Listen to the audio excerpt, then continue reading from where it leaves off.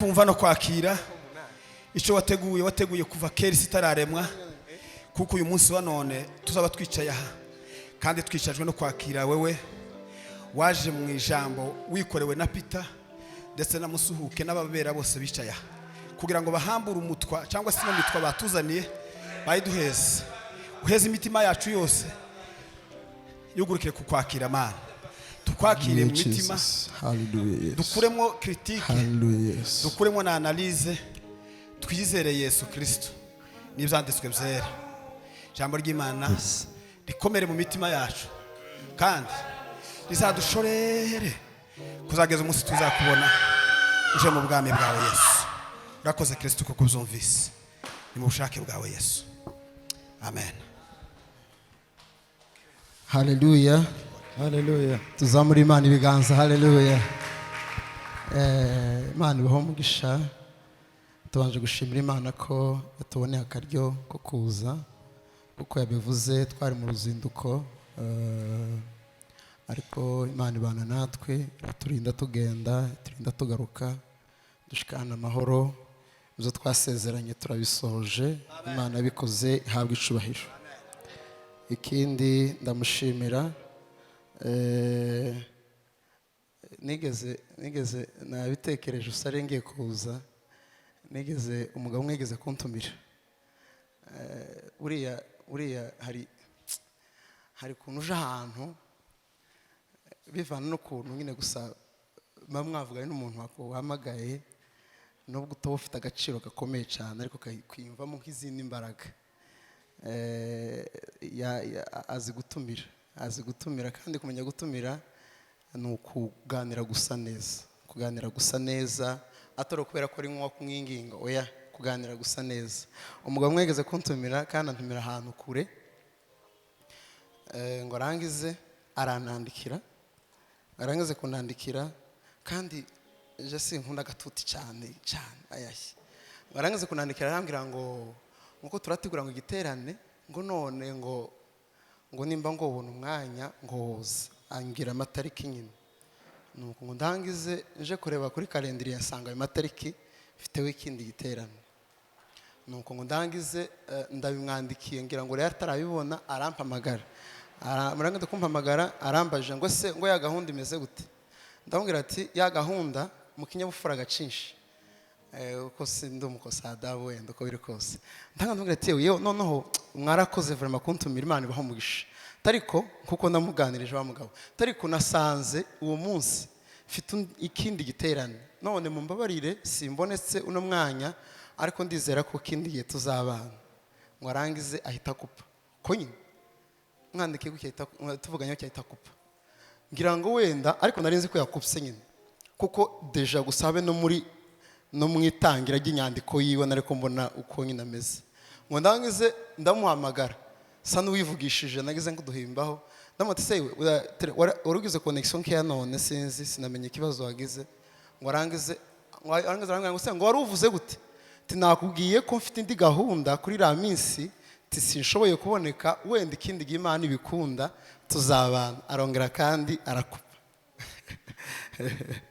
ndavuga ati umugabo ko biri kose nyine niko nyine ameze ariko mpita mvuga ati umugabo wenda ase kumvugisha zogora nubwo wenda ndakenewe cyane ariko ko biri kose naje zogora gusubira kandi kugira ibiganiro wenda bikomeye nawe. Ndashimira umuvandimwe yaranganirije ubushize urebe ntaho ngira ngo haraho mwari mwumva mbwiriza harahari wenda ni bakeya bene aho tubana mu bitaramo zo hafi ariko iyo hayitampa agaciro ndasivye jeudi ya mbere jeudi ya kabiri arantumiye mubwiye ko ndi mu rugendo ariko gusaba yumva ngombwa kuza kugira ngo tubane ivyo Imana yateguye kubera ko twakwiyumviriye tuzumve Imana ibaho umugisha.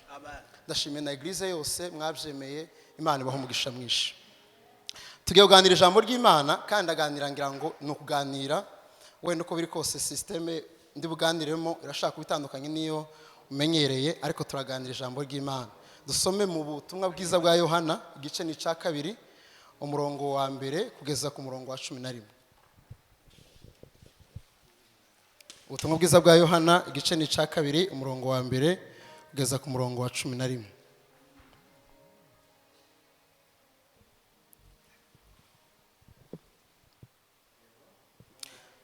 umurongo wa mbere ku 11 yadusomera pasiteri mu mikrofone. Yes. Yohana ubutumwa bwiza bwa Yohana ibice 2 umurongo wa mbere ugeze kwa 11. haravuze ngo ubukwe bw'Ikana. Yego. Ku munsi wa gatatu hacushijwe ubukwe Ikana y'i Galilaya, kandi na nyina wa Yesu yari ahari. Yesu bamutorana n'abigishwa be ngo batahe ubwo bukwe. Nuko vino ishize, nyina wa Yesu aramubwira ati nta vino bafite. Yesu aramusubiza ati mubyeyi, tubigendanye mu dute? Yes. Igihe canje kiragera. Tubandanye. Yego, kugeza ku murongo wa 11. Tugeze ku murongo wa 11. wa 11. Nyina abwira abahereza ati ico ababwira cose mugikore.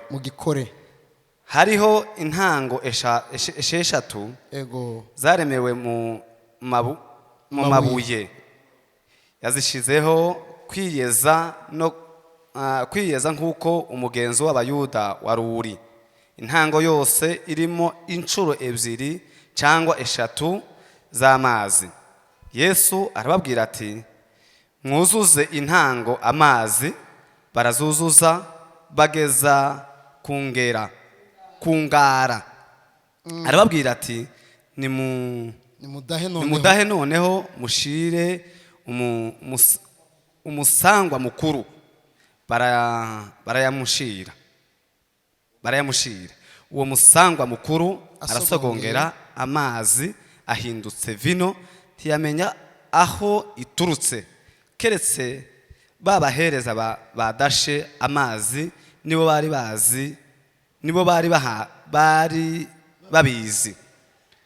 Umusangwa mukuru ahamagara umukwe, aramubwira ati abandi bose babanza vino nziza. Abantu bamara guhaga bakabona kuzana izitaryoshe, ariko weho washinguye inziza abarizo uherutse. 11.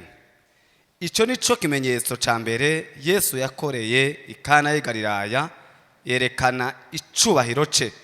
Abigishwa be baramwizera. Amen. Turaguhimbaje Kristo Yesu, turagushima ko uri umunyembaraga, turagushima yuko uri hano, turagushima ko waturongoye, turagushima ko uri umuyobozi wacu, turagushima ko uri imbaraga zacu, agakiza kacu.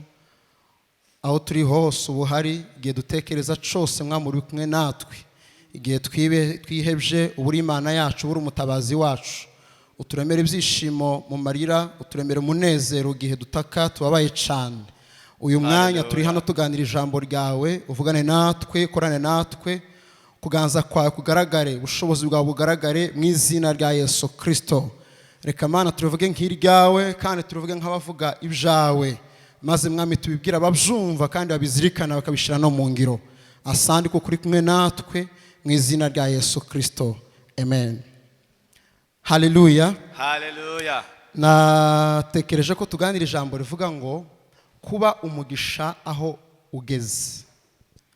Kuba umugisha ahantu ugeze, cyangwa se kuba igisubizo cyaho ugeze. Amen. Kuba igisubizo aho ugeze, kugera ahantu ukababera igisubizo, kugera ahantu usanze bababaye ukababera ibyishimo, kugera ahantu usanze bakenye biganyira bataka babuze uko bagira, ariko presence yawe ikaba umugisha kuri ba bantu, bakabona ibyishimo, bakabona umunezero. Haleluya. Nabaye inspire n'iri jambo nasomye hano gice cya 2, umunsi Yesu agera mu bukwe bw'Ikana y'i Galilaya. Iki ni igitangaza cya mbere Yesu yakoze muri ministry yiwe, watangiye ministry. Nuko ngo ni nyuma y'imyaka 30 y'amavuko ya Yesu Kristo. Iki nico gitangaza cya mbere, uretse ibindi yakoze iwabo kwa nyina kwasi by'iwabo. Iki ni cya mbere yakoze amaze kwinjira muri ministry. Amen. Iki nico cya mbere yakoze ngo arangize anakwega n'abigishwa. Nico cya mbere yakoze ngo arangize yihesha icubahiro, abantu baramwubaha. Kandi iki gice mu nyigisho zabira bazacita ngo Yesu hari ukuntu agira inshusho, ukuntu bamuvuga muri bino bice 21 bya Yohana. Iki gice baza bita Yesu ngo ni umuntu. Amen. ni ukuvuga ngo ahangaha Yesu ntabwo yakoze nk'Imana, ntabwo yakoze nk'ikivejuru, ahubwo yakoze nk'umuntu ugaragara wambaye inyama n'amaraso, kuko yaje mu bukwe nk'abandi, yari yatumiwe mu bukwe nk'abandi. Haleluya. Warangize ashitsemo igihe cya vino imaze gushira, bahaye barebana mu bukwe. Nawe murabyumva, abagabo bari bari aho ngaho b'Abanyisiraheli, hari abatambyi, hari abafarisayo, hari abasadukayo, hari abantu bakomeye. Warangize vino irabashirana, irangize kubashirana, Mariya yegera Yesu aramubwira ngo hano ga uzi cyabaye, vino yashize. Amen. Vino yashize. Yesu aramubwira ngo tubigendanye dute mama, igihe canje ntikiragera. Bwana asifiwe. Nyuma yaho aragenda yegera abahereza, abaserviteur, arababwira ngo icyo uyu mwana babwira cyose mu gikore, icyo uyu mwana babwira cyose mu gikore. Iri jambo naza kurigarukaho nje kurangiza. Bwana asifiwe. Ariko ugomba kugera ahantu ukahaba igisubizo, aho kuhagera ngo abantu basigarane ishusho yawe mbi, ugomba kuhagera abantu bagasigarana ishusho yawe nziza. Igihe natekereje no jambo, sinzi kuntu ariko ngira gukinyine kuri niko nyescrolla kunani kuri Instagram, mpura n'ijambo hari mu rwibutso rw'umugabo witwa Kobe Bryant, yari mu basketteur. Bari kubayinogira statue we bubatse muri Amerika y'urwibutso. Yari umugabo w'umunware Amerika wapfuye mu ndege agize accident. Ngo nangize nsanga banditse ijambo ry'icyongereza, sinzi amenye icyongereza cyane, ariko nsanga banditse ngo leave the game better than you found it, and when it comes time for you to leave a legend. Bisigura ngo mu gifaransa aravuga ngo quittez le jeu mieux que vous ne l'avez trouvé. Et quand vient le temps de partir, pour vous de partir, laissez une légende.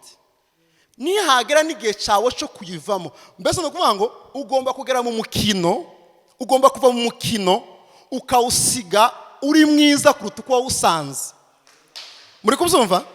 Kandi ngo haba n'igihe cyo kugenda, ugomba kusiga mu rwibutso. Abantu bakazavuga ngo uyu mugabo igihe yaje, uko yadusanze ntabwo ari ko yadusanze, uko yadusanze ntabwo ari ko yadusize. N'igihe yagiye yadusigiye urwibutso.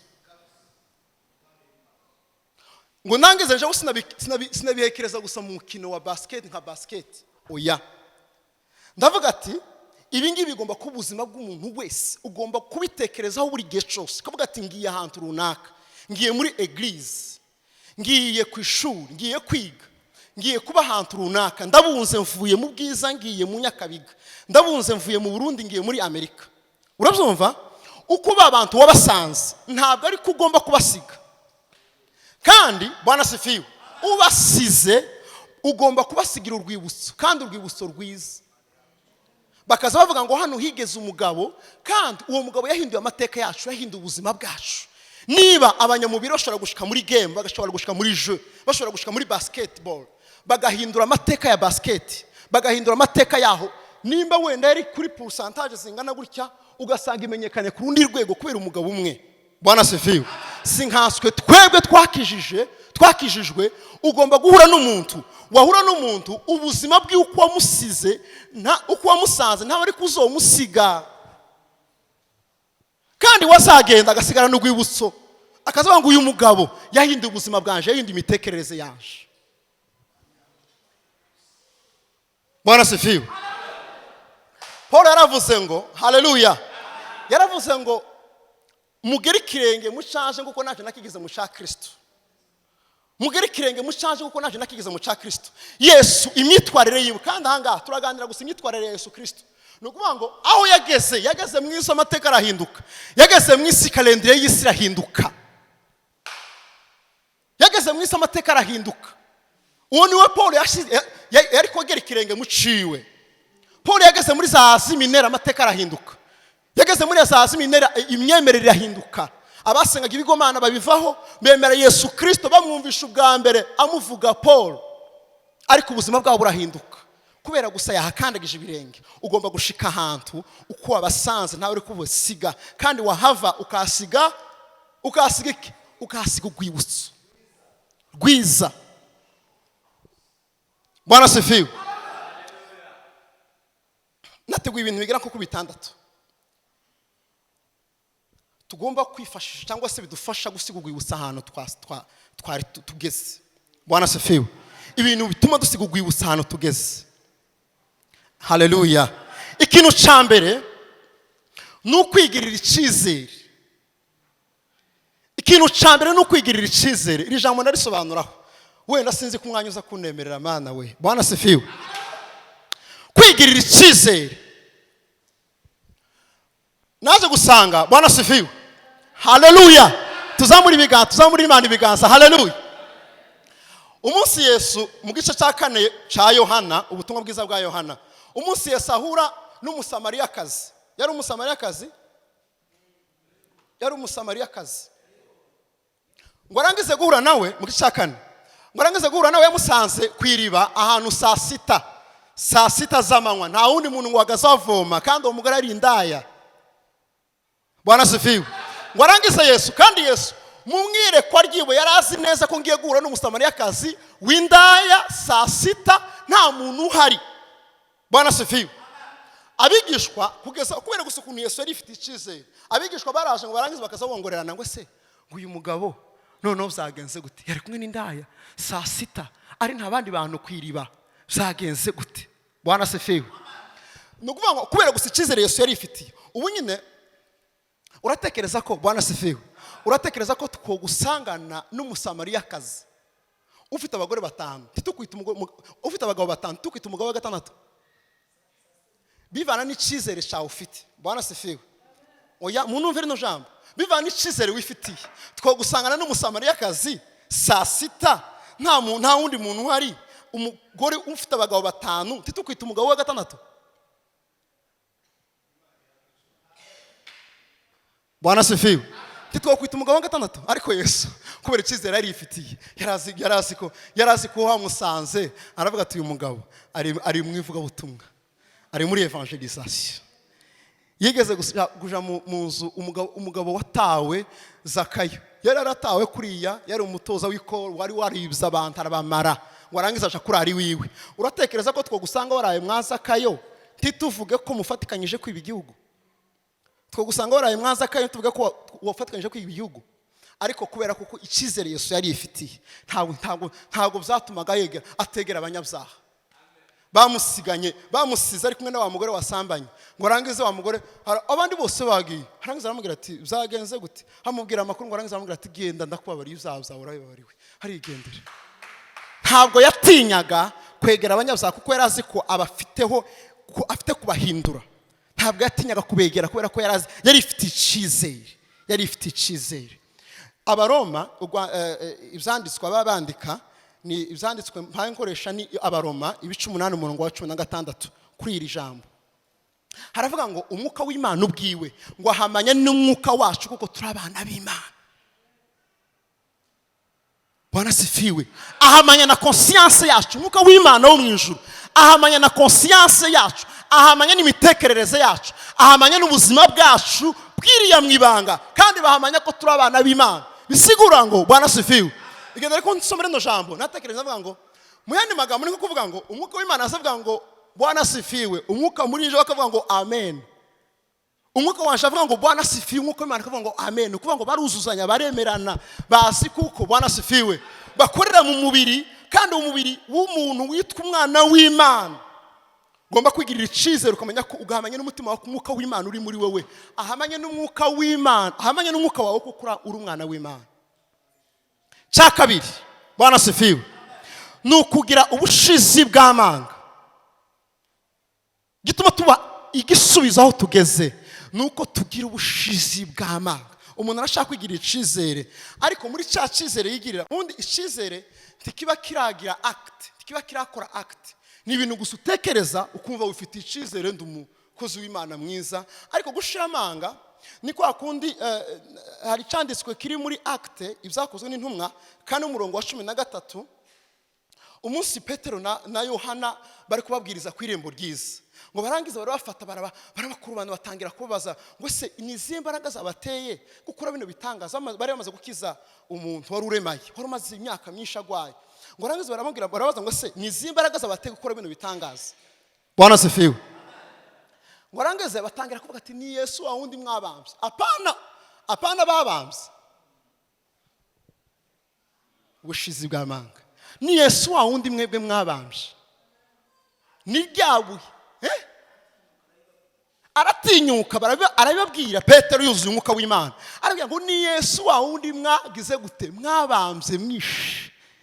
Ni ryabuye ryahinyuwe n'abubatsi ariko ryahindutse rikomeza ifuruka. Bwana sifiwe. Ku murongo wa 13 hazavuga ngo babonye ngo ubushizi bw'amanga bwa Petero na Yohana. Bwana sifiwe. Babonye ngo ubushizi bw'amanga bwa Petero na Yohana. Batangira kubwira ati yewe ni munyomboke murebe ukuntu mucika. Baragira ati no, twebwe turavuga ijambo ry'Imana kuko ntabwo mutubuza kuvuga ibyo twiboneye n'amaso yacu. Ntabwo mutubuza kuvuga umugabo twikoreyeho n'intoke zacu. Ntabwo mutubuza kuvuga umugabo wapfuye akazuka tukagenda kwinjira mu gituro ciwe tugasanga ntakiriho. Ntabwo mutubuza kuvuga uwo mugabo oya namba. Kandi ngo si byiza kubumvira kuruta kumvira uwo mugabo Yesu Kristo waducunguye. Bwana sifiwe. Bari bafite ubushizi bw'amanga bwo guhamya ibyo bizeye. Bwana sifiwe. Igituma tubimpinduka ahantu tugeze, igituma tubigisubiza aho tugeze, nuko tuba dufite ubushizi bw'amanga bwo guhamya imyizerere yacu. Kidutera kugira ubushizi bw'amanga. Bwana sifiwe. Bwana sifiwe. Ntabwo ari ikindi. Hari ijambo ngira ngo riri muri Yohana wa mbere, urwandiko rwa mbere rwa Yohana igice ni cya 3 umurongo wa 21. Urwandiko rwa mbere rwa Yohana 3:21. Reka tuhasomeho hanyuma dukomeze ndagana ku musozi. Igice cya 3 umurongo wa 21. Haravuga ngo bakundwa, imitima yacu nitaducira urubanza turatinyuka imbere y'Imana. Ikidutera ubushizi bw'amanga si kwa kunda abasaza bavuze ngo numwambaro umuntu yambaye. Oya. Bwana sifiwe. Si umwambaro twambaye. Ikidutera ubushizi bw'amanga ni ubwere bw'imitima yacu. Bwana sifiwe. Igitera umukristo ubushizi bw'amanga bwo guhamya Kristo ntabwo ari umwambaro yambaye. Ahangaha abagabo batamvye munsi basanga Yohana na Petero bari kubabwiriza ubutumwa. Baravuze ngo babonye ngo ubushizi bw'amanga bwabo ngo barangize ngo bamenye yuko ngo batigeze biga, nta mashuri baciyeho, ariko ngo barangize bibuka kuko ngo bagendanye na Yesu Kristo. Kidutera ubushizi bw'amanga nuko twagendanye na Yesu Kristo akadusigira ubuzima bwiwe muri twebwe. Nico kidutera ubushizi bw'amanga bwo kumuhamya. Bwana sifiwe. Nta kindi kidutera ubushizi bw'amanga. Ubushizi bw'amanga ugira bwo guhamya Kristo, bwo kuririmbira Imana, bwo guhamya Imana, bwo kuvuga Imana, bwo kwitwa umukristo, bwo kuza gusenga buri dimanche. Ubwo bushizi bw'amanga buterwa n'iki? Ubuterwa n'amashuri ufite. Ubwo bushizi bw'amanga bwo kuhamya, bwo ukwigisha ugasara, buterwa n'amashuri ufite n'ubugenge. Ubiterwa n'amwambara wambaye, ubuterwa n'ijwi ryiza, ubiterwa n'iki? Niba utabiterwa no kumenya Kristo, niba utabiterwa n'ubwere bwo mu mutima wawe, ntabwo ibyo ukora ari byo. Tugomba kuba dufite ubushizi bw'amanga kugira ngo tubashe kubigisubiza aho tugeze. Haleluya! Elona la kina varia zolombre de varia shanda la varia osikanda la vash. Eronda varia bene la gro de varis sema. Bwana sifiwe. Tuzamuri Imana ibiganza. Haleluya! Haleluya! Ubushizi bw'amanga tugira tugomba kubuterwa n'ubwere bw'imitima yacu, gukiranuka kw'imitima yacu, kuba twaragendanye na Yesu Kristo, apana amashuri menshi, apana ubugenge, oya, kuba twaragendanye na Yesu Kristo tubuterwa n'umwuka w'Imana uri muri twebwe. Kindi cakane, Bwana sifiwe, gituma tubimpinduka aho tugeze ni ukuba twebwe, kuba wewe. Bwana sifiwe.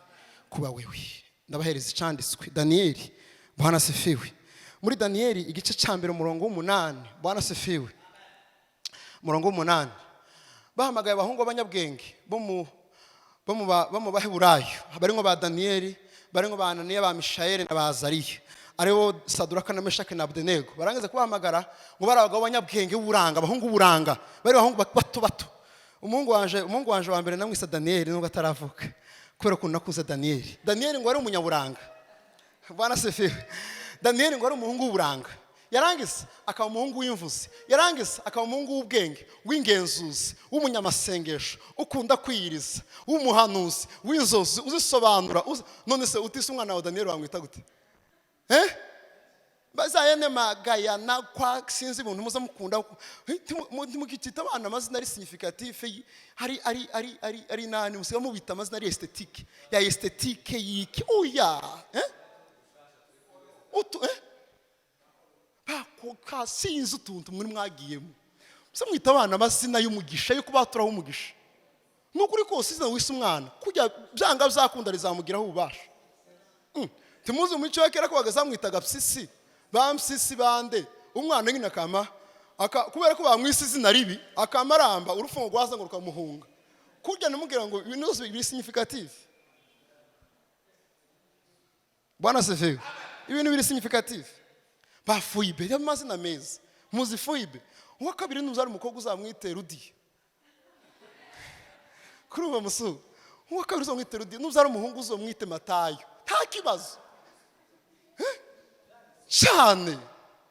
Bwana sefiwe. Yesu ashimwe cyane.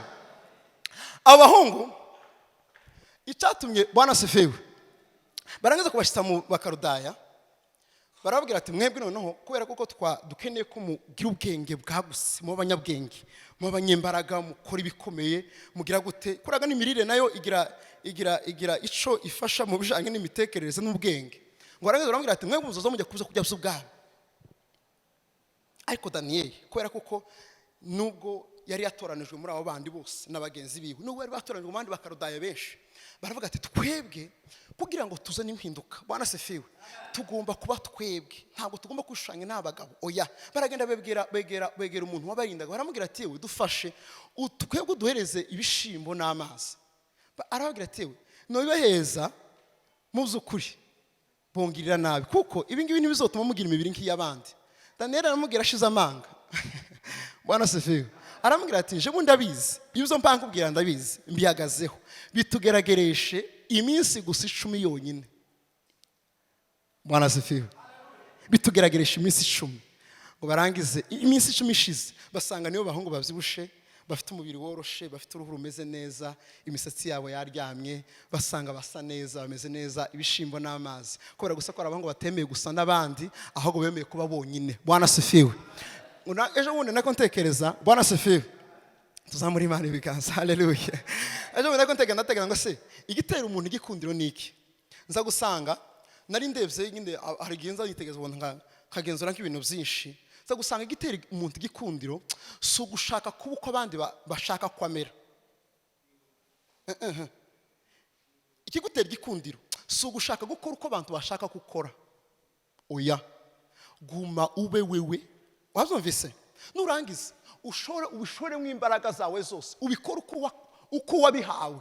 Nurangiza kubikora uko wabihawe byanga byakunda kubera yuko uzagira igikundiro kubera yuko Bwana sefiwe naje gusanga uko umuntu wese yisa nubwo nko bamahasha tuzabura akantu ka point de différence uzagira na ihasha ryawe nubwo nko bamusa amavregimo ariko muzagira gusa la différence uko biri kose.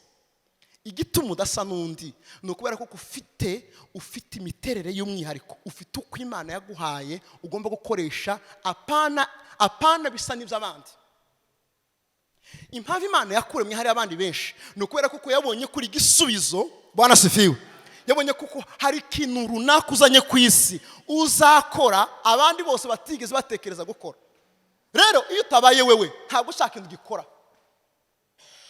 Iyo utabaye wewe ntabwo ugera kuri cya kintu Imana yakuremeye gukora. Bwana sefiwe. Cya gatanu haleluya. Bwana sefiwe. Turanezerewe yeme ko turajana yego. Icya gatanu ni ukwigira ni icya gatanu cyangwa ni icya kane? Icya kane kwigira ku bandi, kwigira ku bandi nubwo uri wewe, ariko hariho gushaka kuba nk'abandi, hariho no kwigira ku bandi. Bwana sifiwe. Hariho no kwigira ku bandi. Abaheburayo igice cya 13 umurongo wa 7 haravuga ngo mwibuka babayoboraga kera, ngo mwigane ingeso zabo, ngo kandi ngo mwigane n'iherezo ry'imirimo yabo. Bwana sifiwe. Na Paul ubwo yaravuze ngo nimunyigire nguko naje nigiye kuri nde, nguko naje nigiye kuri Kristo. Munigireho mugere kirenge mucanje, kuko naje nakigeze mu cya Kristo. Ugomba buri gihe cyose, ntabwo ushobora kuzana impinduka utigiye ku bandi. Bwana sifiwe. Utarebye abandi ukuntu babikoze uvuga ati yego naje ukumeze, ntaje hariho strategy nshobora gukoresha kugira ngo mbashe kuzana igisubizo ahantu runaka ngeze. Utigiye ku bandi ntumenye ibibazo bahuye nabyo, tumenya imbaraga bakoresheje, tumenya inzira baciyemo, ntubimenya. Iyo utigiye ku bandi ntabwo ubimenya. Ugomba kwigira ku bandi. Bwana sifiwe. Icya gatanu ngana ku musozo ni ukumenya igihe nyacyo cyo gukora. Igihe nyacyo cyo gukora. Aho twasomye havuze ngo Yesu yabwiye nyina aramubwira ngo mama tubigendanyemo dute, igihe canje tikiragira. Hari gishobora gukora, ushobora gushora imbaraga mu gukora, ushobora gushora imbaraga mu kuzana impinduka ahantu runaka, ariko kubera ko wabikoze igihe kitari cabyo, ugasanga aho kugira ngo ube impinduka cyangwa usube igisubizo, ugasanga wabaye igikwazo. Ugomba kuzumenya igihe cyawe nyacyo cyo gukora. Ugomba kuzumenya igihe cyawe nyacyo cyo gukora. Pana gukora igihe kitari cawe, oya, ntago bizoguhira. Ugomba kuzumenya igihe nyacyo cyo gukora. Ukicara mu materaniro ukamenya ngo umwanya wanje n'uyu. Ukaja ahandi mu bandi kuvuga ati umwanya wanje wo kuvuga n'uyu nguyu. Wagera hano yantu ukamenya ati umwanya wanje wo gukora n'uyu nguyu. Bwana sifiwe. Ariko iyo wakoze ikintu ciza mu mwanya utari wacu, cya kintu gihinduka isumu, gihinduka kibi, kubera ko ntabwo wakoresheje ubwenge mu kugikora. Bwana sifiwe. Gukora ibyiza ntabwo bihagije, ariko gukora ibyiza mu gihe cyabyo nibyo bizana inyungu. Bwana sifiwe. Icyanyuma ndangiza ni ukuba uri igisubizo. Kugira ngo uzane impinduka uri igisubizo aho ugeze, ugomba kuba uri igisubizo aho uvuye. Iryo ndarivuga mu mwanya mutoya kandi niryo. Bwana sifiwe. Kugira ngo ube igisubizo, kugira ngo ube igisubizo aho ugeze, ugomba kuba uri igisubizo aho uvuye. Kuba warabanje kuba igisubizo aho wari uri cyangwa se kuba warabanje kuba igisubizo mu iwanyu. Impamvu Yesu yabwiye abigishwa arababwira ngo nimugende mu mahanga yose muhindura abantu kuba abigishwa banje, kandi ngo nimurangiza muhere Yerusalemu, mukurikize Yudeya, mukurikize Samariya, mubone kuja ku mpera y'isi, mubone kuja muri za Aziya, mubone kuja muri za Egypte, mubone kuza muri za Afrika. Ntabwo ari ikindi. Bwana sifiwe. Umugisha ushaka kuba ahandi, uwashaka kugera utabaye aho uvuye, uwo si umugisha. Bwana sifiwe. Muhere Yerusalemu, muhere Yerusalemu, muhere Yerusalemu, mubone kuja Yudeya, mubone kwaguka, mubone kugenda mugere ku mpera z'isi. Ariko hano tu n'es pas une bénédiction, ariko urashaka kuba bénédiction ailleurs. No, ntabwo ari byo, ntabwo ari byo. Mureke nababwira, ndabasobanura kino cyanditswe ku murongo wa 2 ku gice cya 2 nako Yohana. Aha twasomye Mariya niwe muntu wa mbere wari uzi ko Yesu Kristo ari umugisha. Mariya nyina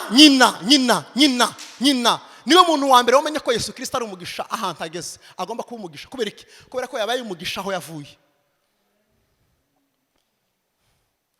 Mwanyu ntibazi kuzusenga, ntibazi kukijijwe, ntibazi kuri umukozi w'Imana, ntibazi kugira gute, ntibazi kunagira n'ubuntu. Amafaranga yawe yamariye mu bandi, uzura kugira ngo wiyerekane gusa kuri nguri gitangaza ushoboye. Amafaranga ya uzura n'uhuye nawe ugahereza nyoko aragenda isereri, nyoko ari isereri. Muri umuna wawe ntawuza afite ariko yamariye mu bandi. Nukuri kubwije ukuri, tu n'es pas une bénédiction. Ntabwo uri umugisha, ntabwo uri igisubizo. Jamais. Umuntu ugomba gutemanya kwanza ukumeze, ugomba gutemanya ubwiza bwawe ni abo mwanya.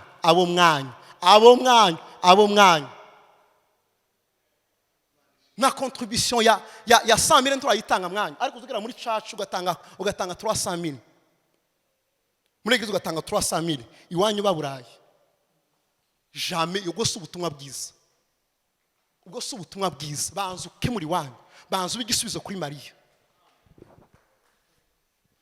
banza ubigisubizo kuri inde kuri Mariya atemanye avuga ngo uyu mugabo ni umukozi w'Imana mutegereze Bwana sifiwe haleluya tuza muri Imana ibiganza haleluya Mariya ntabwo yari yirengagije ko hariho ba Nikodemu uko biri kose j'imagine uko biri kose wenda kuko barabatamze bari batumiye wenda batamze bakuru bari batumiye abafarisayo ba Nikodemu ba Gamariyeri bande ba Kayafa ba Yohana ba Alexandria bande bari bose bari batumiye baje mu bukwe bikana igare ariko babona Mariya yari kugira gute yari kubabona ariko ngo arangeze vini maze gushira Bwana sifiwe vini maze gushira tiyagiye ngo abwire abatamzi bakuru tiyagiye ngo abwire abafarisayo tiyagiye ngo abwire abasadukayo tiyagiye ngo abwire abakomeye jamais tiyagiye ngo abwire abanyiri bukwe yaragiye yegera umwana we aramubwira ngo Yesu we papa vino yashize